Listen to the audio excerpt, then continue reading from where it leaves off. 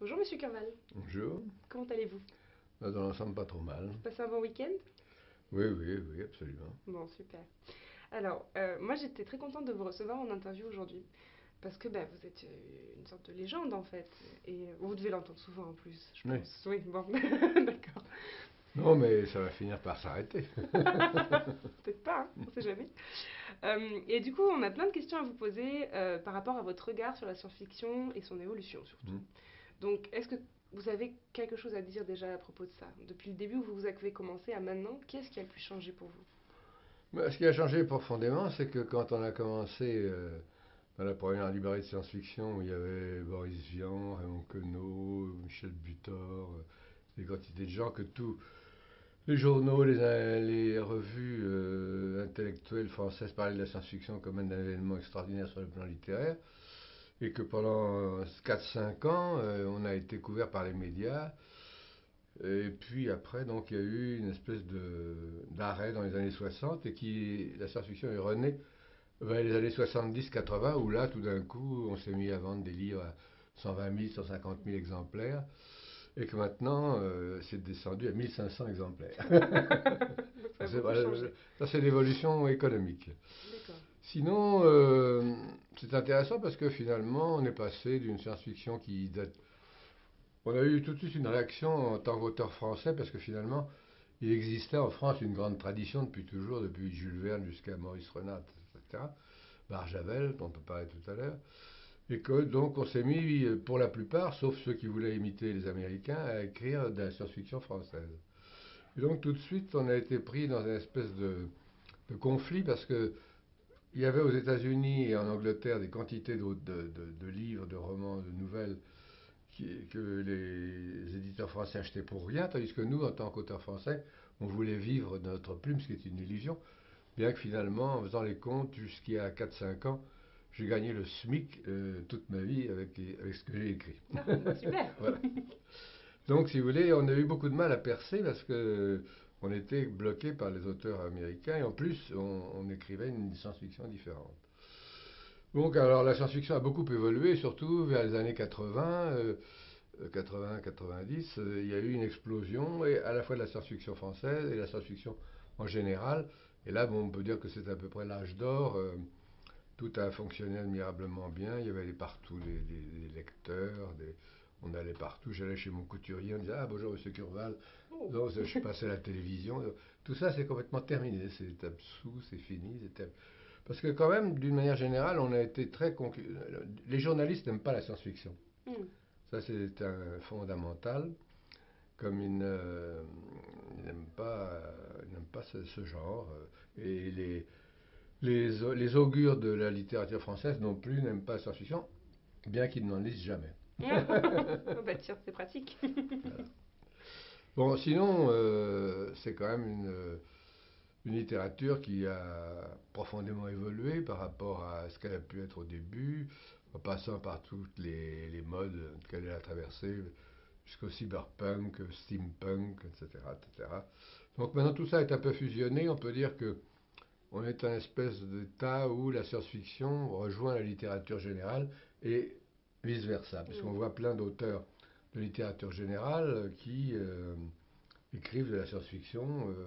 D'ailleurs, on en a couronné un récemment dans notre prix du lundi qu'on fait depuis des années, puisque depuis 1953, on fait un repas du lundi entre les auteurs, éditeurs, fans, moins de fans de science-fiction, qui a même eu les honneurs de Libération, dans lequel on montre que la science-fiction dure, est un noyau dur à l'intérieur de l'ennemi. Non, parce que finalement, moi j'ai été critique, donc j'étais critique Galaxy d'abord, puis après au Monde pendant 5 ans, et après au magazine littéraire. Donc à ce moment-là, il y avait une force de critique qui existait, parce qu'en plus, il y avait d'autres journaux qui parlaient de la science-fiction. Or, là, actuellement, je ne suis plus au magazine littéraire parce que je suis hors d'âge. Euh, au Monde, il n'y a plus personne, sauf en geôlier, qui fait de temps en temps un article. Donc on ne parle plus du tout de littérature, sauf quand c'est en dehors. Oui. Voilà. Parce que de toute façon, pour les journalistes et pour les littérateurs français, quand un livre de science-fiction est bon, c'est que ça n'est pas de la science-fiction. D'ailleurs, ils ont fait la même chose pour Philippe K. Dick, qui est devenu un héros global qui représente le sommet, quoi. Donc, Oui. alors tout le monde en parle, on ne dit plus rien, c'est fini, c'est le silence. Voilà, je dis que j'admire Philippe K. Dick, mais enfin bon, il n'y a pas que lui comme écrivain. C'est bien vrai. Voilà un espèce d'état général des lieux. D'accord.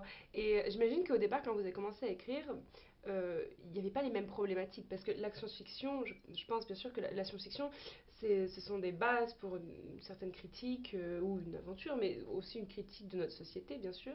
Du coup, j'imagine qu'avant, ce n'était pas pareil parce qu'il n'y avait pas les mêmes problématiques, en fait. Non, absolument pas. C'est-à-dire que finalement, au début, nous tous, on a été quand même très pris par l'idée justement de science et de fiction. Mhm. Et puis, donc, il y avait particulièrement des gens extrêmement rigoureux qui voulaient absolument pas que ça s'écarte. Bien que finalement, en général, on ne peut pas dire qu'il n'y ait pas de science dans la bonne science-fiction, mais elle est transcendée, elle est changée, elle interfère avec les avancées de la science, parce que souvent, la science précède la science-fiction et le contraire peut arriver aussi. Mhm. Puisque par exemple, le voyage dans le temps, l'invisibilité, le voyage dans l'espace, tout ça n'existe pas. Bon, Non. c'est la science-fiction qui l'a inventé. Oui. Les scientifiques n'ont pas réussi à nous rattraper. Ils n'arriveront jamais. Donc finalement, malgré tout, on était quand même très pris par... et d'ailleurs, on est tous issus de milieux qui ont véritablement fait des échanges avec la science, lire des revues scientifiques, etc.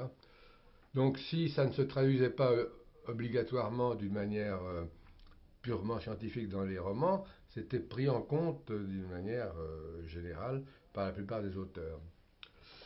Puis au fur et à mesure que ça a évolué, donc justement, la science-fiction s'est rapprochée de la littérature générale, alors que le contraire ne s'était pas encore produit. C'est-à-dire qu'on a beaucoup intégré d'autres sciences, comme la sociologie, l'ethnologie, Ouais. etc., des choses qui n'existaient pas au début de la science-fiction et qui sont rentrées peu à peu, comme toutes les sciences sociales, quoi. Mhm. Et donc en plus, il y a eu une période assez néfaste de science-fiction politique française dans laquelle la politique prenait le pas tellement fortement sur la science-fiction que ça devenait absolument illisible parce que c'était des espèces de torchons de propagande, quoi. Voilà. Bon, à part cet épisode-là, il y a toujours beaucoup de politique dans la science-fiction parce que ça traite justement de ce dont on parlait tout à l'heure, de l'utopie et des problèmes que pose l'utopie. Mhm. Hein, puisque moi je pars de l'idée que l'homme est une utopie, puisque lorsqu'on est là, tout d'un coup, quand on prend conscience de la vie, on se rend compte qu'on va mourir et en même temps, on sait qu'on a la vie devant soi, qu'il faut arriver à se créer soi-même, donc se créer une espèce d'utopie en ayant une empathie avec les autres. Et donc ça, c'est la base de la réflexion qui, qui sous-tend toute la science-fiction. Sauf qu'évidemment, au lieu de faire comme toutes les utopies, c'est-à-dire parler du monde quotidien en général, on parle de ce qui doit se passer dans l'avenir, enfin de ce qu'on pense qui va se passer dans l'avenir, et on essaye justement de faire des utopies du futur qui en général fonctionnent mal, et on explique pourquoi ça fonctionne mal. Mhm. Voilà. Donc personnellement, j'ai écrit donc parmi les auteurs de science-fiction, j'ai écrit très peu de space-opéra. Mhm. Je n'ai pas une passion pour le space-opéra. J'aime ça en tant que lecteur parce que ça me rappelle les romans de KPDP, etc. Oui, Bon, c'est vrai, la le plupart du principe. temps. Mais il y en a très peu qui soient véritablement des romans de réflexion d'une ampleur assez considérable sur le devenir de l'homme. Il y en a, indéniablement, hein. Je pense à Baxter, par exemple, qui a écrit des romans de space-opéra magnifiques. Et donc j'ai surtout écrit des romans qui se passaient sur Terre. Et en particulier, donc, j'ai écrit un cycle de 3 romans là, qui est paru récemment, qui s'appelle L'Europe après la pluie, Mhm. donc qui était écrit au début des années 70, dans lequel je montrais le Marcom, c'est-à-dire la création du marché commun. Donc ce Marcom se transformait en un système fermé, et où étaient chassés tous les étrangers. Et petit à petit, tout ça sombrait dans l'atonie, les gens se réfugiaient dans les cabines de temps ralenti pour passer le plus de temps à ne rien faire. enfin, c'était vraiment un monde complètement clos qui se fermait et qui est complètement en phase avec ce qui se passe aujourd'hui. Bon, et j'ai remarqué par exemple, j'étais étonné en le revisitant pour le republier, qu'à l'époque les gens avaient des swatchs, donc en Ah oui, 1970. génial. Voilà. Donc j'avais fait toute une série de romans autour de cette création du Markham, c'est-à-dire un premier qui s'appelle Quand le dormeur s'éveillera-t-il, dans lequel je montrais un peu ce qui s'est passé par la suite, enfin ce qui ne s'est pas passé, mais qui aurait pu se passer, c'est-à-dire à partir du moment où les écologistes, Nuit debout, les insoumis mettent tout en péril, donc la société s'écroule et elle va renaître lentement à partir d'un personnage très bizarre qui s'appelle le dormeur, qui porte en lui l'avenir de l'humanité, mais on ne sait pas exactement lequel. Et puis après, donc j'ai écrit un troisième roman qui est justement le contraire, c'est-à-dire c'est un personnage qui est dans le futur et qui cherche à empêcher l'avènement du Marcom. Voilà. Puis par la suite, donc j'ai écrit un autre roman qui s'appelle Congo Pantin, qui a été édité une première fois sous le titre Les évadés du mirage. Donc c'était un peu à partir de Stalker des frères Strogatsky, qui m'avait paru insatisfaisant à l'époque, bien que je pense que ce soit un excellent écrivain. Mais je pense qu'on pouvait faire mieux avec. Mm. Donc j'ai imaginé qu'une aile noire tombait sur Pantin et transformait Pantin en un lieu complètement euh, inatteignable dans lequel il y avait des objets très très intéressants puisque ça venait de l'espace. Donc ces extraterrestres, on ne sait pas beaucoup ce qu'ils sont à moitié invisibles, ils serrent les mains et ils donnent un peu de bonheur dès qu'ils serrent la main, donc les gens sont très contents. Mais bon, évidemment, il y a deux Africains qui se révoltent et en plus, ils sont des pillards de ces zones qui sont extrêmement dangereuses parce qu'il se passe des distorsions de l'espace, c'est vraiment très bizarre. Donc c'est toute l'histoire de ce personnage. Et puis donc j'ai écrit un cinquième volume qui s'appelle Lothar Blues, qui est paru il y a 10 ans, dans lequel là j'ai un peu anticipé puisque j'ai un peu imaginé ce que serait le revenu universel. C'est-à-dire donc c'est un monde qui va se passer dans X années, dans lequel on s'est rendu compte justement que tout a un peu éclaté parce que ça fonctionne mal. Et on a d'abord commencé à créer des robots qui élèvent les enfants. Donc alors, ce sont des robots qui sont vraiment... Ce sont une espèce de robots de vent, ce pas des robots normaux, sont légers, mais ils ont une intelligence extraordinaire, surtout d'une empathie avec les enfants exquise, et donc ils rééduquent entièrement la population de l'Europe. C'est toujours dans l'Europe. Hein. Voilà, c'est l'Europe des 28. Et après, il y a un deuxième système où on invente des robots qui accomplissent les tâches de l'homme.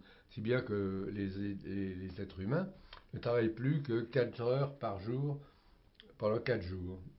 Et donc, ils passent leur vie à faire des loisirs. Donc, c'est là où se passe le problème du revenu universel. Et il y a deux écoles qui s'affrontent. Un nanar pur et dur qui, lui, souhaite qu'on finisse complètement avec le travail, qu'on laisse tout aux robots. Et au contraire, un tigre d'extrême droite extrêmement dangereux qui, lui, veut revaloriser le travail, etc. Donc, c'est toute l'histoire de cette lutte entre ces deux tendances. Voilà. Donc ça, c'est ces 5 romans qui couvrent différentes phases de, de l'évolution de l'Europe. Et je crois que j'ai toujours écrit ces romans 10 ou 15 ou 30 ans avant que ça n'arrive. Voilà. C'est pour ça que je pense que je suis un bon auteur de Vous science-fiction. êtes un bon auteur de science-fiction. Vous êtes un très bon locuteur parce que vous répondez à toutes mes questions avant que je les pose. C'est génial.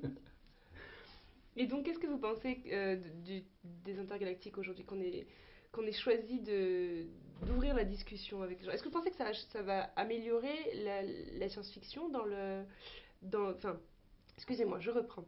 Est-ce que vous pensez que le fait qu'on parle de politique aujourd'hui, ça va changer les choses pour les lecteurs qui viennent sur le salon et est-ce que vous pensez que ça va changer quelque Je ne chose? sais pas, parce que de toute façon, parmi le lectorat de science-fiction, il y a quand même deux écoles complètement différentes. Il y a ceux qui véritablement cherchent à s'informer sur la transformation de la société. Là, ils sont en plein dans la politique. Et puis, il y a ceux qui cherchent simplement une littérature d'évasion. Et eux, quelquefois, ils rencontrent des auteurs politiques, donc ils avalent un peu de politique malgré eux. Et puis les autres, bon, ils s'interrogent et ils cherchent et ils voient que, effectivement, à travers le temps, depuis maintenant que et début des années 50, la science-fiction a quand même complètement évolué et qu'elle traite d'une manière générale toujours de la politique, mais surtout qu'elle ne la traite pas à travers des manifestes, mais qu'elle travaille à travers une histoire et cette histoire et des personnages. Parce que finalement, la science-fiction, elle a été créée à partir d'idées. Parce que dans un premier temps, c'était pratiquement que des nouvelles. Mm. Et puis après, les auteurs ont commencé à assembler leurs nouvelles. Des gens comme Bradbury, par exemple, les Chroniques martiennes, au début, c'était des nouvelles qui paraissaient dans Amazing, je crois, et qui ont été réunies en volume. Le, Van Vogt avec euh, Le Monde des Noirs, c'était aussi des nouvelles qui ont paru comme ça, Demain et Chien de Simac. Et après, donc, petit à petit, voyant que ces romans fonctionnaient fort bien, la science-fiction s'est surtout intéressée aux romans. Mais au début, c'était d'abord l'idée. Et donc, c'est comment transmettre une idée d'une manière intelligente. Si on ne met que l'idée pure, ça n'a aucun intérêt. Tandis que là, en faisant des personnages porteurs d'une idée, Mhm. donc on les amène dans la vie courante, et à ce moment-là, c'est eux qui peuvent essayer de transformer la société et qui donc va apporter les changements politiques ou structurels ou simplement de la vie courante. Voilà. Oui, d'accord, très bien. Et si vous deviez justement conseiller donc à ceux qui vont regarder la vidéo des œuvres que vous avez particulièrement aimées qui parlent de politique en science-fiction, ce serait lesquelles? Alors, les œuvres qui parlent de politique en science-fiction, voyons voir, qu'est-ce qu'il pourrait y avoir. De toute façon, pour moi, il y a un auteur géant qui est à peu près inconnu, qui est mort il y a quelques années, qui s'appelle Thomas Disch, qui a écrit trois ou quatre romans absolument sublimes, qui parlent beaucoup de politique en science-fiction. Qu'est-ce qu'il pourrait y avoir? Il y a Norman Speedrad, qui est quand même vraiment beaucoup orienté vers ce domaine, même il ne finit plus que, pareil, que de politique. Mhm. Sinon, bon, alors évidemment, il y a des auteurs comme Andrevon, mais évidemment, c'est une vision assez particulière de la chose. Moi, personnellement, je suis, bien qu'étant très ami avec lui, totalement anti-andrevonien, puisque, bon, lui, c'est l'écologie, c'est finalement, il rêve d'un monde sans l'humanité, donc c'est pas tellement ce qui me préoccupe. Et puis, qu'est-ce qu'il peut y avoir? Bon, il y a eu Michel Jury qui a quand même écrit pas mal de choses très intéressantes sur le plan politique. Il y a eu toute une école américaine anglaise plutôt, New World, avec qui était dans les années 70 où la politique était très importante. Mais finalement, malgré tout, les gens parlent avant tout de science-fiction, c'est-à-dire du monde. C'est-à-dire c'est l'aller-retour. C'est-à-dire on essaye d'imaginer le monde tel qu'il va devenir à partir des découvertes technologiques qu'on peut observer si on s'intéresse au monde en train de devenir. Et donc on les projette dans le futur en faisant un point de vue de départ qui est complètement invraisemblable. Et à partir de là, on va le développer d'un point de vue spéculatif, mais d'une manière totalement logique, de façon à aboutir à quelque chose qui est très structuré et qui va donner au lecteur l'impression qu'il va s'être projeté dans un monde tout à fait différent. On peut dire, si vous voulez, que la politique prend des formes multiples, parce que Dune de Frank Herbert, bon, c'est un livre politique, mais c'est un livre politique qui ne nous concerne pas directement, puisque c'est un monde qui ne peut pas exister pour nous. Mm. Enfin, ça n'empêche pas que théoriquement, c'est un livre politique. Oui, bien sûr. Voilà. Mm, mm. Donc, la politique peut prendre des formes très diverses à travers la science-fiction. Ne peut pas être nécessairement dirigée vers le quotidien. Oui. Et pour finir, j'ai une question qui me taraude. Qu'est-ce que vous pensez, vous, du fait que la science-fiction, donc on voit de plus en plus au cinéma ou dans les jeux vidéo notamment, puisque aujourd'hui c'est le vide-grenier du geek, qu'elle soit de plus en plus américanisée, excusez-moi l'expression, mais beaucoup plus rocambolesque et à la fois beaucoup plus lisse. Est-ce que vous pensez que ça c'est juste une mode ou c'est un avenir? C'est-à-dire que je pense que de toute façon, la science-fiction, dès le départ, au cinéma, est toujours partie de la vieille science-fiction américaine des années 20, 30, etc. Donc finalement, il y a toujours cette espèce c'est porté par ce mouvement, une science-fiction un peu à la pépère, hein, qui va pas terriblement perturber les personnages, mais qui va les emmener vers une évasion pure et simple. Donc évasion pure et simple qui prend des tours épouvantables, parce que quelquefois c'est une succession de bagarres épouvantables et d'effets spéciaux qui quelquefois sont passionnants, mais qui pas toujours. Mm. Par ailleurs, il y a quand même eu Blade Runner, il y a quand même eu 2001, Odyssée de l'espace, il y a eu quand même des films comme Interstellar de Nolan, il y a eu quand même un certain nombre de films exceptionnels Mm. à travers la production courante. Donc on ne peut pas, d'une manière générale, condamner euh, la science-fiction de cinéma, sauf qu'elle ne correspond pas vraiment à la science-fiction littéraire. Et qu'il y a un divorce total absolu entre les deux, puisque on va voir que quand un film de science-fiction va sortir, il va y avoir une presse formidable, il va y avoir, enfin pas toujours, mais enfin, il va y avoir une presse Souvent. formidable, qui est assez bien payée d'ailleurs, mais puis il va y avoir beaucoup de spectateurs, et parallèlement, il y a de la science-fiction littéraire qui amène des choses beaucoup plus subtiles, beaucoup plus intéressantes, qui projettent beaucoup plus dans l'avenir. Et puis, finalement, ça, ça ne soulève pas l'enthousiasme. Non, malheureusement. D'accord, Voilà. super. Ben, merci en tout cas Mais d'avoir enfin, je ne répondu. perds pas confiance. Il paraît qu'actuellement, il y a une remontée. Parce que si vous voulez, je crois quand même, je m'excuse, je vais terminer Non, pas de là-dessus. souci. C'est quand même ce qui est intéressant, c'est de savoir que quand la science-fiction a démarré, on était dans la fameuse année exceptionnelle. Oui. Et là, tout le monde pensait à l'avenir avec un plaisir fou en disant on va améliorer la société. Et donc tout le monde s'intéressait à l'avenir, donc on a eu des lecteurs par foison. Et puis petit à petit, maintenant, au fur et à mesure que les problèmes s'accumulent, que les gens ont de plus en plus de mal à vivre, bien qu'ils soient dans une société extrêmement confortable, Mhm. hein, on ne peut pas le dire le contraire, bien qu'il y ait toujours de la misère, mais enfin malgré tout, comme moi je viens de lire à volo Les Sœurs Vattard de Joyce Carl Huysmans, qui se passe en 1850, c'est de la science-fiction. C'est-à-dire que si quelqu'un d'aujourd'hui veut lire attentivement ce livre, il va se rendre compte qu'on vivait d'une manière absolument épouvantable, Mm. épouvantable. Donc on a un substrat étonnant. Et malgré ça, bon, il n'y a rien à faire, les gens se trouvent tous malheureux. Donc comme ils se trouvent tous malheureux, l'avenir ne les intéresse pas, ce qui les intéresse c'est le présent immédiat.